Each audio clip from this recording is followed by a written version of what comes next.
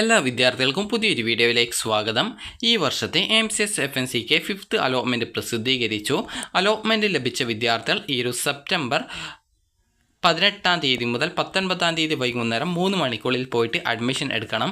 വിദ്യാർത്ഥികൾക്ക് ഈ ഒരു സെപ്റ്റംബർ 16 മുതൽ, അതായത് ഇന്ന് മുതൽ സെപ്റ്റംബർ 19-ാം തീയതി വരെ വിദ്യാർത്ഥികൾക്ക് ഈ ഒരു ആദ്യമായിട്ടാണ് അലോട്ട്മെൻറ്റ് ലഭിച്ചതെങ്കിൽ ഫീ പേയ്മെൻറ്റ് ചെയ്യാനുള്ള അവസരമുണ്ട്. അപ്പോൾ വിദ്യാർത്ഥികൾ ഈ ഒരു 19-ാം തീയതി വൈകുന്നേരം 3 മണിക്കുമ്പായിട്ട് പോയിട്ട് അഡ്മിഷൻ എടുക്കാനായിട്ട് പ്രത്യേകം ശ്രദ്ധിക്കുക. ആദ്യമായിട്ട് അലോട്ട്മെൻറ്റ് ലഭിച്ച വിദ്യാർത്ഥികൾക്ക് ടോക്കൺ ഫീ പേയ്മെൻറ്റ് 25,000 രൂപയാണ് അടയ്ക്കേണ്ടി വരിക. നിങ്ങൾ കോളേജിൽ കോളേജിൽ പോകുന്ന സമയത്ത് ബാക്കി ഫീസ് എന്ന് പറയുന്നത് 81,325 രൂപയാണ്. അതുപോലെ തന്നെ നിങ്ങൾക്ക് ഇവിടെ പ്രത്യേകിച്ച് സൂചിപ്പിച്ചിട്ടുണ്ട്, അതായത് നിങ്ങളുടെ ഹോസ്റ്റൽ, അതായത് ആനുവൽ ഹോസ്റ്റൽ ഫീസ്, മെസ്സ്, അതുപോലെ ബുക്ക്, യൂണിഫോം, ഈ ഒരു രീതിയിലൊക്കെ എത്ര ഫീസ് വരുമെന്നുള്ളത് കൃത്യമായിട്ട് കോളേജിൽ വിളിച്ച് അന്വേഷിക്കുക. കാരണം ചില കോളേജിൽ, അതായത് ഏകദേശം ടോട്ടൽ ഒരു വർഷത്തെ ഹോസ്റ്റൽ മെസ് ഫീസ് ഏകദേശം 85,000 രൂപ എക്സ്ട്രാ ആയിട്ട് ചോദിക്കുന്നുണ്ട് എന്നുള്ളത് വിദ്യാർത്ഥികൾ പറഞ്ഞിട്ടുണ്ടായിരുന്നു. അപ്പോൾ അതുകൊണ്ട് തന്നെ ആ ഒരു രീതിയിൽ ഒരു വർഷത്തെ ഫീസ് നിങ്ങൾ അടയ്ക്കേണ്ടതായിട്ട് വരുമോ എന്നുള്ള കാര്യം കൃത്യമായിട്ട് ചോദിച്ച് മനസ്സിലാക്കുക.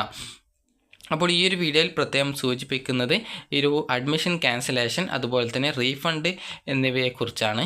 അപ്പോൾ അതുകൊണ്ട് തന്നെ ഈ ഒരു റീഫണ്ട്, അതുപോലെ തന്നെ അഡ്മിഷൻ ക്യാൻസലേഷൻ എന്നിവയെക്കുറിച്ച് അറിയേണ്ട വിദ്യാർത്ഥികൾ മാത്രം ഈ ഒരു വീഡിയോ കണ്ടാൽ മതി.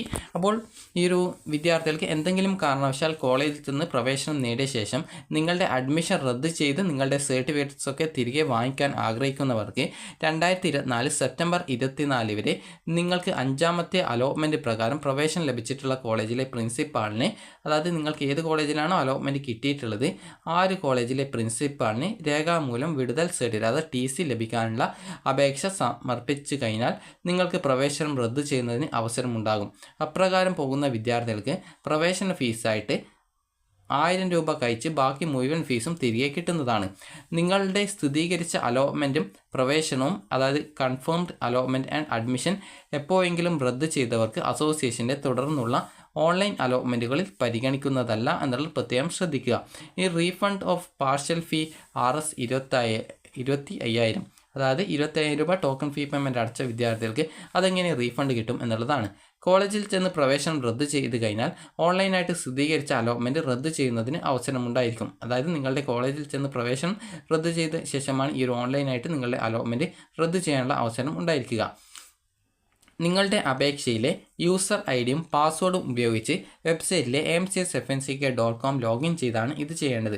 അടച്ച ഫീസ് തിരികെ ലഭിക്കുന്നതിന് ഓൺലൈനിലെ ഫോമിലുള്ള വിശദാംശങ്ങൾ നിങ്ങൾ നൽകണം. അതുപോലെ ഇപ്രകാരം ഓൺലൈനായിട്ട് സ്ഥിരീകരിച്ച അലോട്ട്മെൻറ്റ് റദ്ദ് ചെയ്യുമ്പോൾ ഈ ഒരു വിവരങ്ങൾ ഉൾക്കൊള്ളുന്ന ഒരു ഇമെയിൽ സന്ദേശം നിങ്ങളുടെ രജിസ്റ്റർ ചെയ്ത ഇമെയിൽ ഐഡിയിലേക്ക്, അതായത് ഇമെയിൽ അഡ്രസ്സിലേക്ക് നൽകുന്നതായിരിക്കും.